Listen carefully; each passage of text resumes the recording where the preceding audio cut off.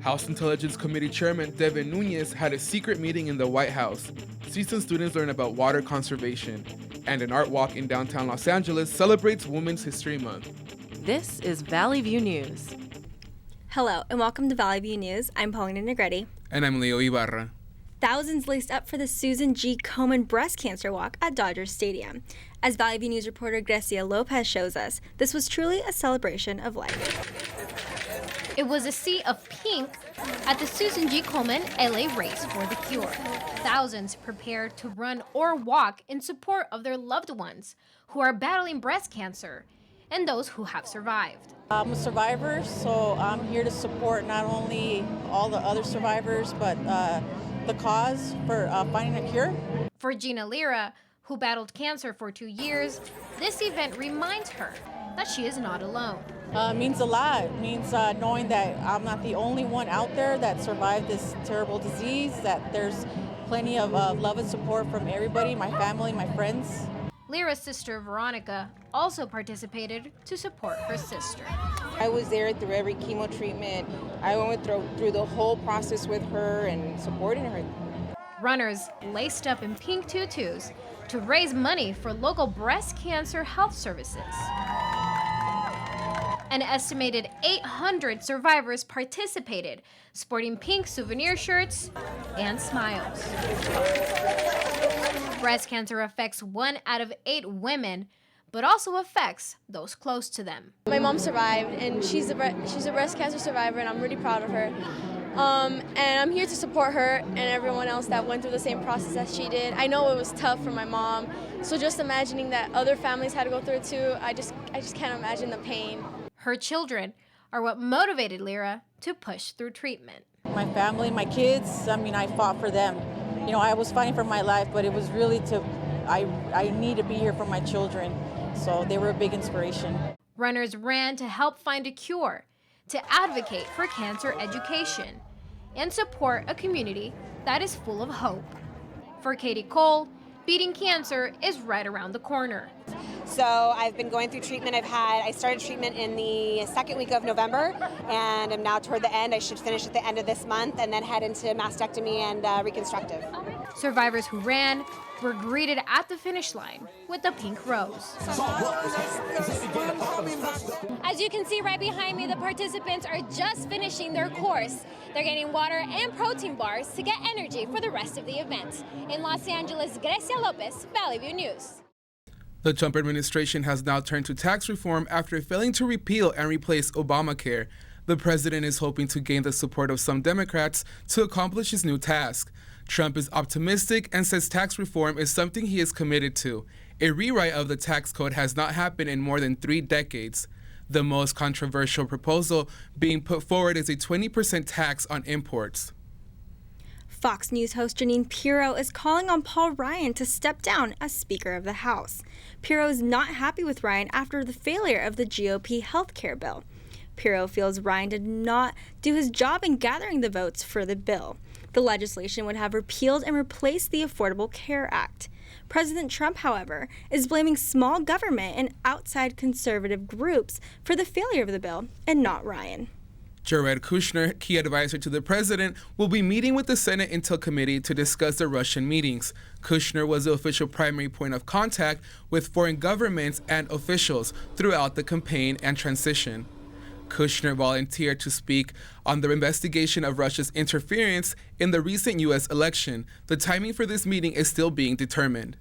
London newspapers are reporting President Trump gave German Chancellor Angela Merkel a bill for NATO defenses, estimated at $377 billion. Trump reportedly handed the bill to Merkel during her trip to Washington last month.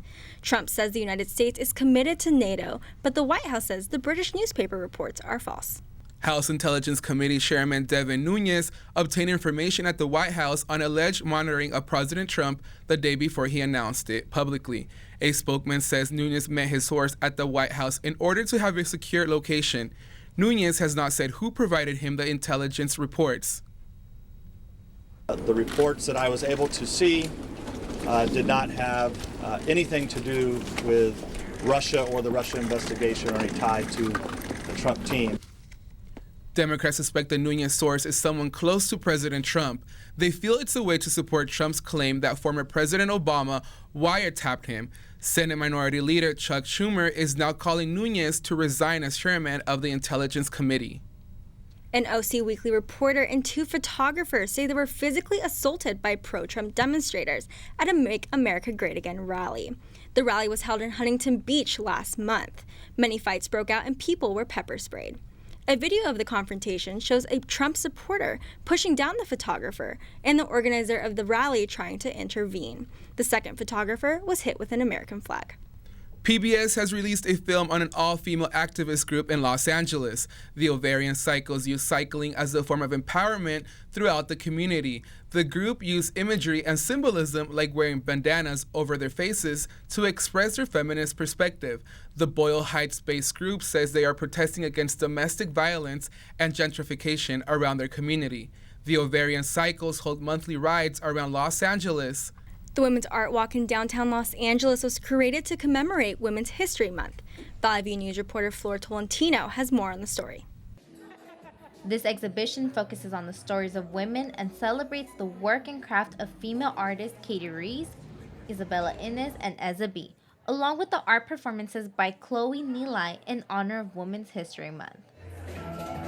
Chicana-American artist Katie Reese is mainly known for her blanket series. Her work portrays couples standing or lying under colorful Mexican blankets. She is known for geometric patterns and bright colors shown throughout her work. She says this exhibit is all about empowering women. I know mostly women hung the art, they curated the shows, they picked the artists, and it's beautiful. Women, power, and art relate because you have to be a powerful woman in order to make art. This is the work of American-born artist Isabella Inez. She is famous for her landscapes and portraits like this one of civil rights activist Rosa Parks and feminist Frida Kahlo. The colorful work of Filipino painter and illustrator Eza B is primarily on family, Filipino culture, and self-empowerment. Art Walk official Laura Dildy says the exhibit was designed for several reasons. Really put together a show that represents not only local artists but local female artists, and tying in with Women's History Month. And I think it's a really poignant show that kind of captures a lot of different cultures, a lot of different backgrounds, and a lot of different styles. Chinese American artist Nilai pays amends to females' work. As a feminist, Nilai pays tribute to the idea that the human body is the carrier of the immortal culture. Her performance demonstrated how she used the ancient art of Chinese calligraphy painted directly onto a woman's body, representing the wounds, resilience, and pride of women. This month's Art Walk is to recognize women power through art. In Los Angeles, Valley View News, Flor Tolentino. The First Lady of the Newsroom is the subject of a new documentary. Valley View reporter Yesenia Vergara talked to a CSUN journalism professor about her first documentary.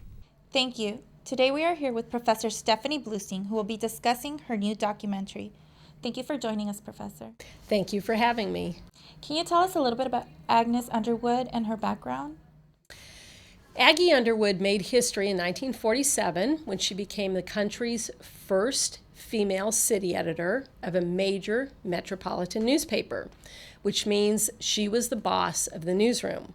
And at the time, the reporters were all men. She was amazing. She covered so many stories that women just didn't cover at the time. She was covering trials, murder cases. She covered the Black Dahlia in 1947. She interviewed many women who were imprisoned in the Tehachapi prison and told stories that nobody else was telling at the time. And as a journalist, how did it feel to step out of your comfort zone and make a documentary? It was harder than I thought it was going to be. Sometimes I set the bar a little too high for myself. Most of the time it works out. Thankfully, this time it did. It took a lot longer than I thought it would. It was challenging.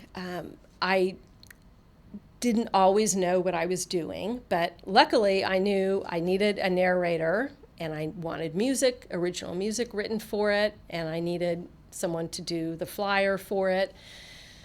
I did the editing myself. I wrote the script, did the script a little backwards, so I've learned some lessons about that. But even though it was challenging, I'm really glad that I did it because I'm in a different place now. I have a greater appreciation for the broadcast students. And then Blair did this lovely flyer that I'll be posting around campus because I knew I could not do a very good flyer. That taught me a lot, that it's okay to reach out for help. Thank you again for joining us and good luck on your screening on April 12th. And back to you at the studio. A Los Angeles nonprofit organization continues to provide educational and social support to many young girls. Motivating Our Students Through Experience, also known as MOST, helps many women in low-income communities to be their first in their family to attend college. MOST begins pairing girls with volunteer mentors starting in middle school. They also provide counseling to guide the girls through college applications and the financial process once they attend high school. The organization not only gets them college ready, but also takes them to college campuses and other fun activities throughout Los Angeles. 170 homeless families have been turned away from Los Angeles shelters in the past 4 months. Officials say they don't have enough room. County officials have put an extra $90,000 into motel vouchers available through the 211 helpline, and they began adding more shelters in South and Southeast Los Angeles. County officials say part of the issues is families are spending twice as much time in crisis housing. The Board of Supervisors is planning on emergency services to get people off the streets immediately. March 22nd was National Water Day, and CSUN students came together to learn the importance of conserving water. Reporter Cheyenne Conaway has the story. My native language was my grandfather. Two of the main speakers at the event were Red Earth Defense's George Funmaker from the Ho-Chunk and Spirit Lake Dakota Nation and Cheyenne Phoenix from the Navajo and Northern Paiute Nations. We have a responsibility here to take care of what we have taken from for so long and to give back to the earth because it's important for our survival. Funmaker and Phoenix have both been active for years at rallies and marches for Indigenous rights across the United States. Funmaker said students can help by refusing to support big banks that support projects like the Dakota Access Pipeline. We want them to decolonize, decolonize from their mindset and looking at Earth in a different way from an indigenous perspective instead of a Western way of looking at the Earth as like real estate or a commodity. But for us as indigenous people, the Earth is our mother and it's sacred and we have to protect it. During the event, students were invited to spin a wheel to win prizes like reusable silverware and straws. CSUN student Renzo San Juan says it's important for groups to work together to battle injustice. It really is our responsibility as human beings to acknowledge where injustice lies, where sometimes evil can come up, and how we can work with each other and reach out regardless of where we come from.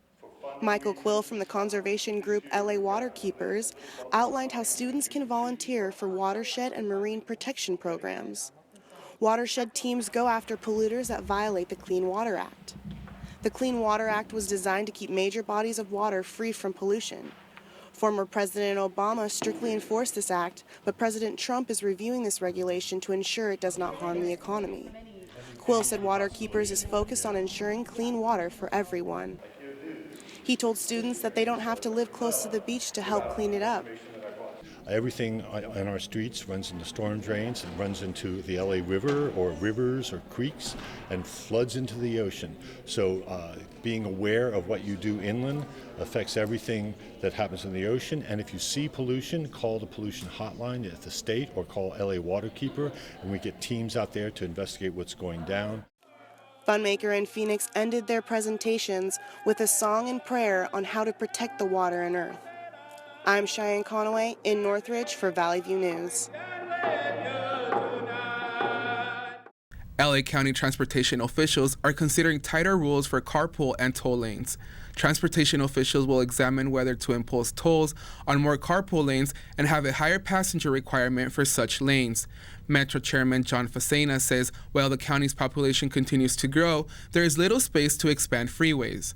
Carpool and toll lanes must maintain an average speed of 45 miles per hour 90% of the time during peak periods. But in 2015, 2/3 of California's lanes did not meet that benchmark. An oil exploration firm has made the largest undeveloped discovery of oil, finding 1 billion barrels of recoverable oil in the waters off the UK. Hurricane Energy discovered oil in 2 wells that are about 30 kilometers apart. The discovery is larger than the average finding in recent years. Hurricane Energy hopes to begin production in 2019. When we get back, we'll hear about the backlash on American Airlines. And find out which Hollywood celebrity is recovering from a heart attack. Every time I hear the alarm bell go off in school, I think it's an air raid. A lot of houses in our neighborhood have been destroyed. I like to close my ears and sing songs whenever the bombs come close. I'm worried our new neighbors won't like us. But I know it's all gonna be worth it. I just want my family to be safe. But these are not my words. These are not my words. These are not my words.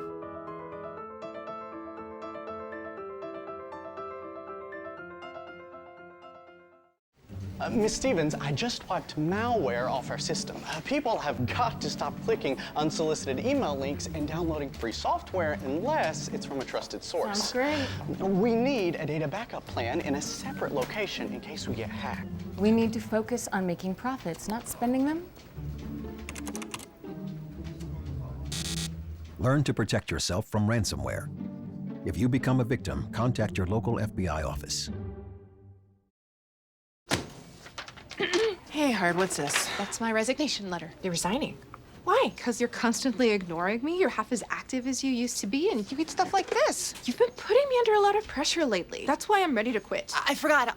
I'll do better. Please, don't quit on me. Okay, but remember, it's not what you say, it's what you do. Listen to your heart. Don't let it quit on you. Let's go for a walk. Uncontrolled high blood pressure could lead to a stroke, heart attack, or death. Get yours to a healthy range before it's too late.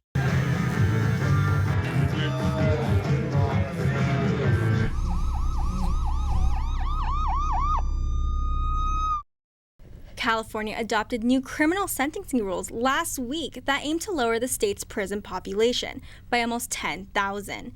Any inmate, except for those on death row and serving life in prison, are eligible for lighter or reduced sentencing. Incentives like earning a college degree or participating in self-help programs are just a few ways inmates can reduce their sentence.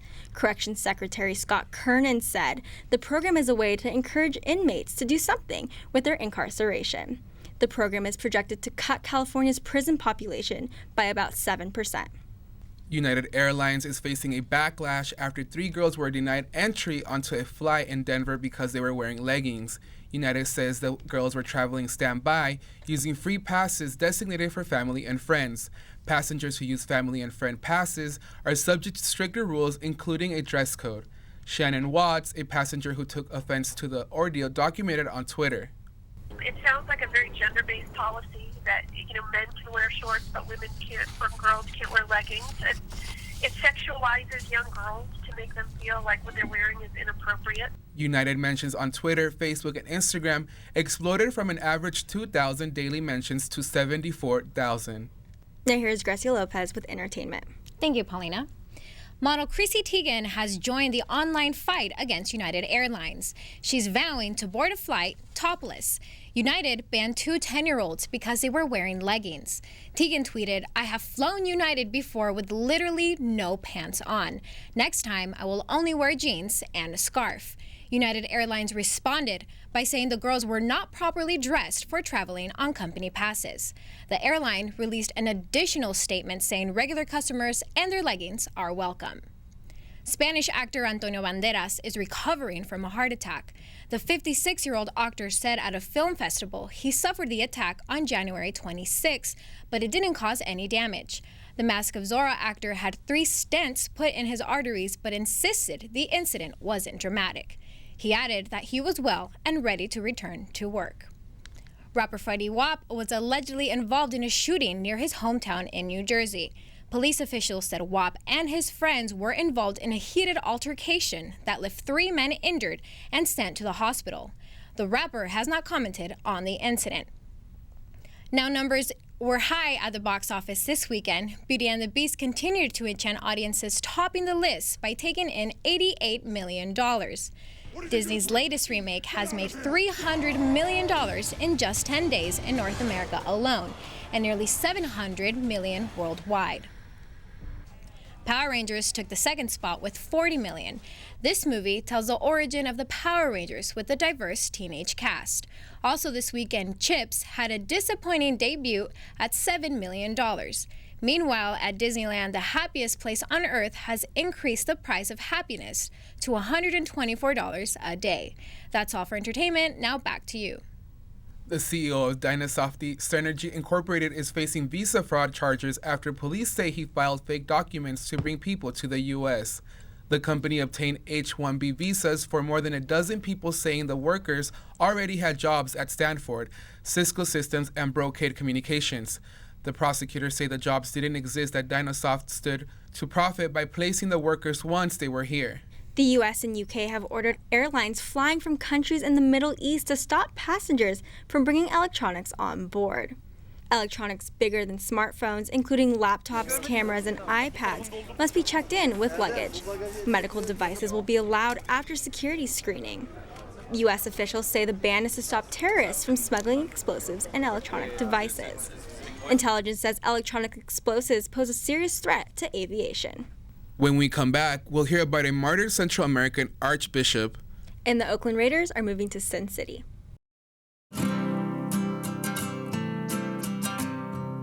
Every day across America, excess food is gathered by a network of good people at local food banks, giving hope to millions of children who struggle with hunger. They've earned their wings, and you can too. Together, we can solve child hunger.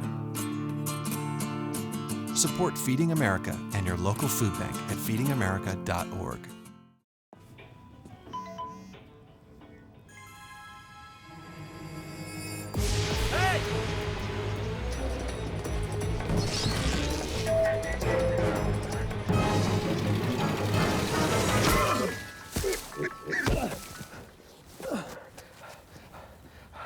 So, same time next week? Well, of course. Put away a few bucks, feel like $1 million. For free tips to help you save, go to Feed the Pig. How long have we been married now? For 76 years. He was kind and generous to me before we married, and he was kind and generous to me all these years. We decided on Meals on Wheels because I was getting to the point where I couldn't do all the things that I had been able to do. We're the Spans. America, let's do lunch. Drop off a hot meal and say hello. Volunteer by donating your lunch break at americaletsdolunch.org. Hundreds of people gathered in MacArthur Park to commemorate the late Salvadoran Archbishop Oscar Romero. Reporter Michael Ramirez has the story. The Salvadorian American Leadership Organization hosted the event to honor Archbishop Oscar Romero on the 37th anniversary of his assassination. This statue honors Romero, who was an important activist for millions of Central Americans during the civil wars that took place in the 1980s in El Salvador, Nicaragua, and Guatemala. Romero battled against poverty and social injustice. CSUN Central American Studies Professor Jocelyn Duarte says Monsignor Romero is a power figure for the Hispanic community. In particular for the Salvadoran community or the Central American community at large, he represents so many things. Definitely hope, and it's a intersection between religion and the revolution in some cases for some people. Archbishop Romero was murdered on March 24, 1980 by Roberto de Albusen, who was the leader of the Salvadorian Death Squad. Musician Fidel Sanchez sang this song to honor Romero. The song talks about how Monsignor Romero was not afraid to denounce the social injustice caused by the government.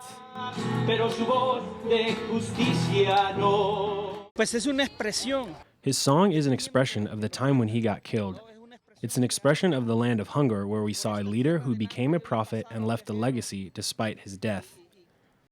Father Miguel Rodriguez held a mass at the event. He says Monsignor Romero created a legacy Monsignor Romero continues to exist today and makes us to continue his fight every day when we are working, when we're at home. We must denounce the social injustice so there can be an economic wealth distribution. On May 23, 2015, the Catholic Church granted beatification to Archbishop Oscar Romero. In McCarty Park, I am Michael Ramirez, Valley V News. A fearless girl will continue her standoff with the Wall Street Bull a little longer than previously scheduled. The statue was installed earlier this month by State Street Global Advisors. The girl standing directly across from the bull is demanding that more women get onto corporate boards. The statue was scheduled to be taken down on April 2nd. But since her unveiling, more than 28,000 people have signed a petition to extend her stay. It worked. The statue will remain in Lower Manhattan until at least February of next year. Now here's Kendall Faulkner with sports. Thanks, Leo. The CSUN softball team took the doubleheader against Bakersfield Roadrunners last weekend. The Matadors took the first game 9-2 and the second game 10-2. The overall record is 20-11. They will be playing Big West rivals Long Beach State in a 3-game series starting April 1st with a doubleheader. The CSUN baseball team lost 3 of the 4 games against the Washington State Cougars last week. On Saturday, they lost both games of a doubleheader 11-7 and 3-0. Sunday, they won 3-1. First baseman Kevin Riley drove in 2 runs with a double in the 3rd inning, and right fielder Nick Sablock hit a homer in the 8th inning. Pitcher Justin Turner won his first of the season, pitching 5 innings and giving up just 1 hit.